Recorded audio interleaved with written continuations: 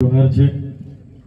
આજની ઉતાવળી ગામની પવિત્ર ભૂમિ પર આયોજિત આજના કાર્યક્રમમાં મારી સાથે અહીંયા મંચસ્થ ઉપસ્થિત નર્મદા જિલ્લાના નવનિયુક્ત પ્રમુખ શ્રી અંજનાબેન, જેમને હમણાં ખૂબ સારું વક્તવ્ય આપ્યું એવા નર્મદા જિલ્લા આમ આદમી પાર્ટીના પ્રમુખ એવા નિરંજનભાઈ, સાથે નર્મદા જિલ્લા પંચાયતના ઉપપ્રમુખ એવા સંગીતાબેન, મહિલા અને બાળ વિકાસ વિભાગના અધ્યક્ષ એવા શકુંતલાબેન, શિક્ષણ સમિતિના ચેરમેન એવા ગોવિંદ ગુરુજી, જિલ્લા પંચાયતના સદસ્ય એવા ધર્મેન્દ્રભાઈ, ગરુડેશ્વર તાલુકા પંચાયતના પ્રમુખ એવા અનિતાબેન, સાથે મંચસ્થ ઉપસ્થિત માઇનોરિટી સમાજના આગેવાન ઇમ્તિયાઝભાઈ,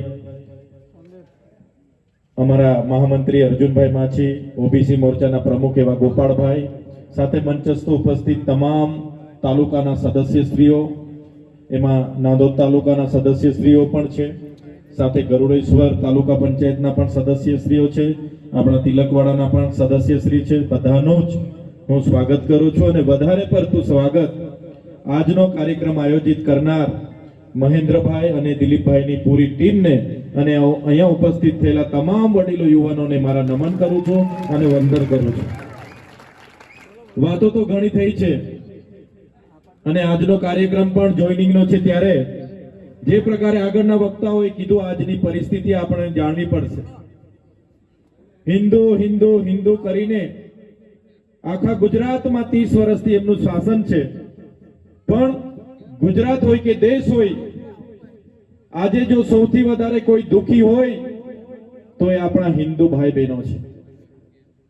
આજે તમે સામાન્ય કામ માટે તાલુકા પંચાયતમાં જશો, મામલતદારમાં જશો, એવી વ્યવસ્થા સરકારે ઊભી કરી છે કે આપણા લોકોને કલાકો સુધી લાઈનો પર ઊભું રહેવું પડે છે, 2-3 આટા ધક્કા ખાવા પડે છે।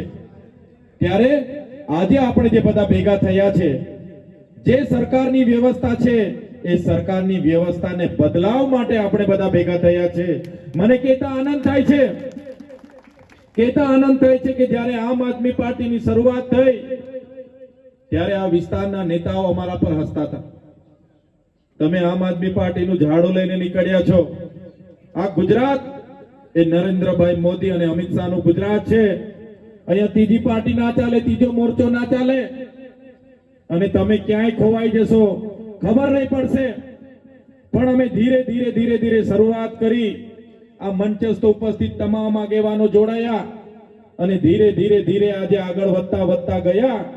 આજે તમે જોઈ લો, ગુજરાતમાં 5 ધારાસભ્ય, ગુજરાતમાં મજબૂતાઈથી તાલુકા જિલ્લા પંચાયતો લડી, આજે આ વિસ્તારમાં 8 જેટલી તાલુકા પંચાયતો બનાવી, ગુજરાતની એક નર્મદા જિલ્લા પંચાયત આપણને લોકોએ આપી અને 400 થી પણ વધારે લોકો આદિવાસી વિસ્તારના આ પટ્ટામાં ચૂંટાયા।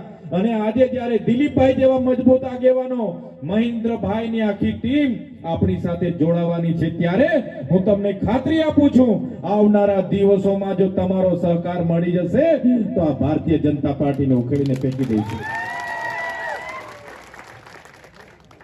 જે લોકો આજે જોડાવાના છે એમને હું વર્ષોથી ઓળખું છું। 2015માં જ્યારે નર્મદા જિલ્લા પંચાયતમાં અમે ચૂંટાયા ત્યારે આ દિલીપભાઈ, અમારા મકબૂલભાઈ થી માંડીને બધા જ લોકો અમે મળતા હતા, ત્યારે પણ અમે સાથે કામ કરતા હતા। અને જ્યારે એમને મળવાનું થયું ત્યારે મને આનંદ થયો। એમણે મને કીધું કે ચૈતરભાઈ, તમારી જે લડત છે એ લડતમાં અમે તમારી સાથે છે।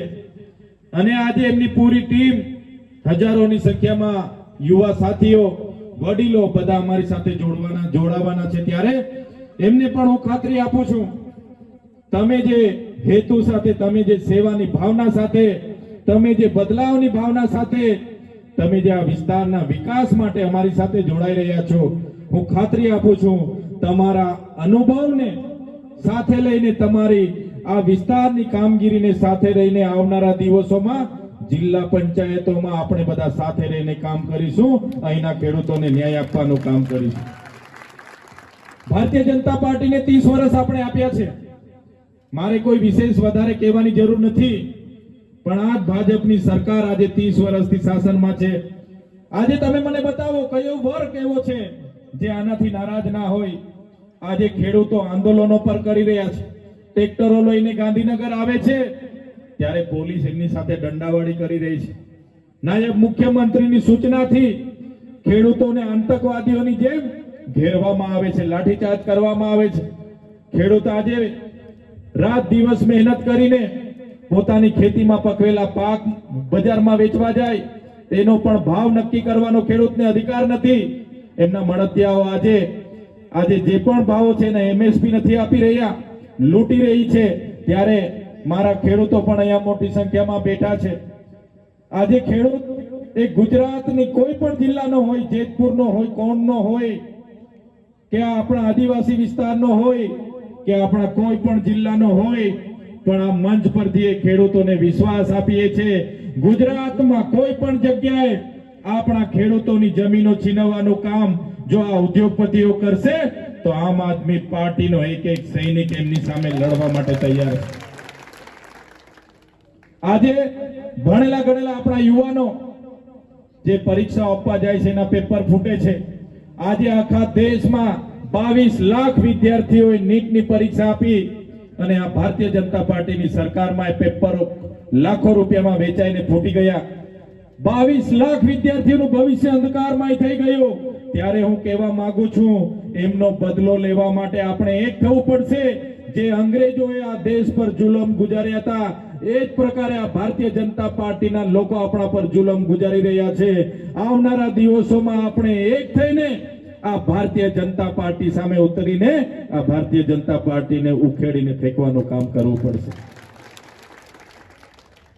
આજે અમે જિલ્લા સંકલન સમિતિની બેઠકમાં આવ્યા ત્યારે કેટલાક પ્રેસ મીડિયાના મિત્રો જેમણે અમને પૂછ્યું કે ચૈતરભાઈ, અહીંના ધારાસભ્ય સાંસદ મનસુખભાઈ વસાવા અહીંયા ધરણા પર બેઠા હતા, શું થયું? મેં કીધું ભાઈ એમની પાર્ટી જાણે ને એમનું કામ જાણે, અમારું કામ તો લોકોની સેવા કરવાનું છે. ત્યારે નર્મદા જિલ્લાની જનતાએ 4 તાલુકા પંચાયતોમાં આમ આદમી પાર્ટીને સત્તા આપી, જિલ્લા પંચાયતમાં સત્તા આપી. ત્યારે આ લોકોને પચતું નથી અને જે લોકો સાથે મળીને રાત દિવસ ચૈતર વસાવા આમ, ચૈતર વસાવા તેમ, ચૈતર વસાવા ફલાણા ઢીકણા રાત દિવસ કર્યું, એ જ લોકો હવે અંદરો અંદર લડાવા લાગ્યા. ફંડની ભાનગડ, ધંધાની ભાનગડ, લીજોની ભાનગડ અને અંદરો અંદર લડાઈને ધારાસભ્ય એવું કીધું, દર્શનાબેન માન્ય ધારાસભ્ય શ્રી નાંદોતે કીધું કે મને 3 વર્ષથી મારું અપમાન કરે છે, મને હેરાન કરે છે, પરેશાન કરે છે, હું રાજીનામું લખું છું, રાજીનામું આપું છું, આ અન્યાય સામે હું લડીશ, આદિવાસી માટે લડીશ. બેન હાડા 3 વર્ષ તો ક્યારે તમારા મુખેથી આદિવાસી શબ્દ હું નથી સાંભળ્યો. 3 વર્ષ સુધી આદિવાસી શબ્દ બેનના મુખેથી મેં નતો સાંભળ્યો. પહેલી વાર એમના મુખેથી સાંભળ્યો કે હું આદિવાસી માટે લડીશ, મારા સ્વભાવ, મારા સ્વમાન માટે લડીશ. અને ગાંધીનગરે સાંસદને ને ધારાસભ્યને બોલાવ્યા અને કીધું કે આ પાર્ટીમાં જે લોકોએ, સાંસદે કીધું કે આટલા બુટલેગરના ધંધા કરે જિલ્લા પ્રમુખ, આટલા 2 નંબરના ધંધા કરે, આ રીતના અપમાન કરે, સાંસદ પર હાથ ઉઠાવ્યો, કમલમમાં એવું કીધું દર્શનાબેને, અને એ જ લોકો આજે સાથે પાછા મળી ગયા. ક્યાં ગઈ તમારું સ્વમાન? ક્યાં ગયું તમારું રાજીનામું? એટલે જે ધારાસભ્યને પોતાના સંગઠનમાં જ, પોતાની સરકારમાં જ કોઈ સાંભળતા ના હોય, એ ધારાસભ્ય તમારું કે આ વિસ્તારનું કંઈ કરવાના નથી. એ ધારાસભ્યનો ગરબો હવે ઘરે જવા દેવા માટેની તૈયારી કરવી પડશે. જે સાંસદ 7 ટર્મથી ભાજપની માળા જપતા હતા, એ સાંસદને પણ પાર્ટીમાં કોઈ સાંભળતું નથી, એ પાર્ટીની સંગઠન કે સરકારમાં કોઈ સાંભળતું નથી. સાંસદની પરિસ્થિતિ એવી છે, દુખે પેટ અને કૂટે માથું. ગઈકાલે ગાંધીનગર બોલાવ્યા અને વિશ્વકર્માએ કહી દીધું કે પાર્ટીમાં તમારું નહીં ચાલશે. ત્યારે અમે તો આગળ પણ કહેતા હતા કે ભારતીય જનતા પાર્ટી એક એવી પાર્ટી છે કે જેમાં આદિવાસી સમાજ, ગરીબ, ખેડૂત એની નથી ચાલતું. ભાજપ પાર્ટીમાં તો ઉદ્યોગપતિઓનું ચાલે છે, અદાણી અંબાણીનું ચાલે છે, કોઈ આપણા નેતાનું નથી ચાલતું. આ બધા નેતાઓ તો રમકડા છે, રિમોટ વાળા રમકડા. એ લોકોનું ખાલી ચાવી ફેરવે એટલે એ લોકો ડૂગડૂગિયાની જેમ ફરવાનું છે. એ લોકો તમારું ને અમારું કોઈ કામ કરવાના નથી. એટલા માટે આજે મહેન્દ્રભાઈ અને દિલીપભાઈની પૂરી ટીમ આપણી સાથે છે. હવે આપણે બધા લાગી જઈને આવનારા દિવસોમાં વિધાનસભામાં પણ આપણો માણસ, અમારી જેવો તાકાતવાન માણસ વિધાનસભામાં પહોંચે, તમારા ખેડૂતોનો અવાજ બને, ખેડૂતોને ભાવ સારો મળે, આ વિસ્તારમાં સિંચાઈનું પાણી સમયસર મળે અને તમામ બાબતોનો અવાજ બને. એ કામમાં તમારે બધાએ કરવાનું છે.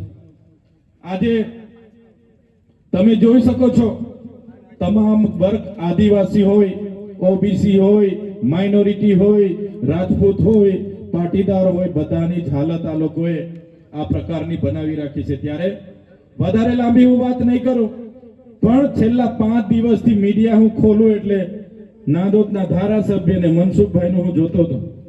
તમે પણ બધા જોતા હશો. આપણને એવું હતું કે હમણાં રાજીનામું ધરી દે, હમણાં રાજીનામું ધરી દે, હમણાં રાજીનામું ધરી દે. આ તો ત્યાંથી આવ્યા પછી મગનું નામ કોઈ મારી પાડતા નથી. ઝઘડો શેનો હતો?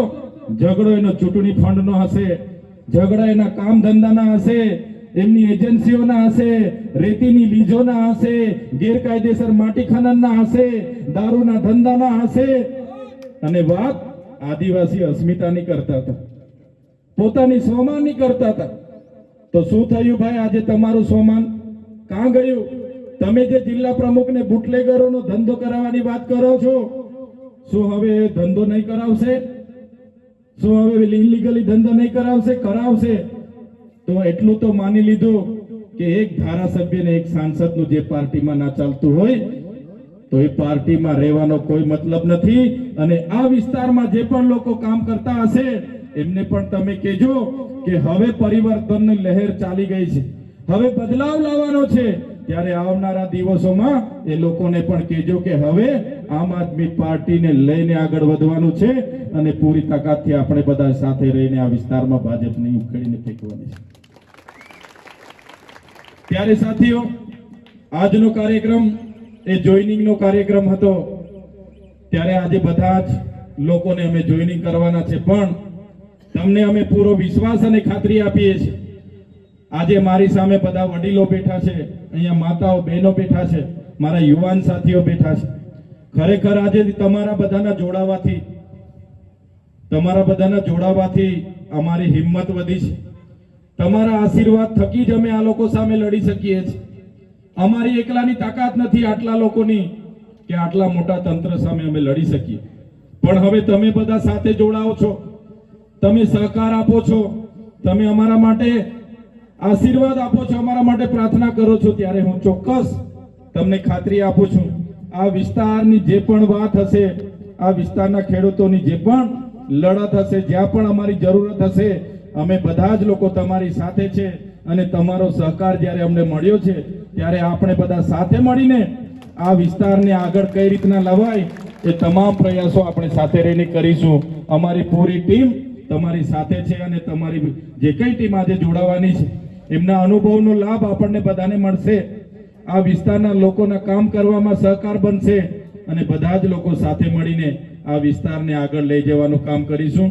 વધારે લાંબી વાતો નથી કરતો. આજના કાર્યક્રમનો આકસ્મિક આયોજન થયું. ગઈકાલે પરમ દિવસે સાંજે જ એમની સાથે વાત થઈ અને છતાં અહીં મોટી સંખ્યામાં જે ચાવીરૂપ કાર્યકરો છે, આગેવાનો, યુવાનો બધા જ ઉપસ્થિત થયા છો. અમને અહીંયા આમંત્રિત કર્યા, અમારું સ્વાગત કર્યું, સન્માન કર્યું અને અમને તમે શાંતિથી સાંભળ્યા છો. એ બદલ અહીંયા ઉપસ્થિત તમામ લોકોનો ખૂબ ખૂબ આભાર માનું છું. ધન્યવાદ. બધાનો ખૂબ ખૂબ આભાર.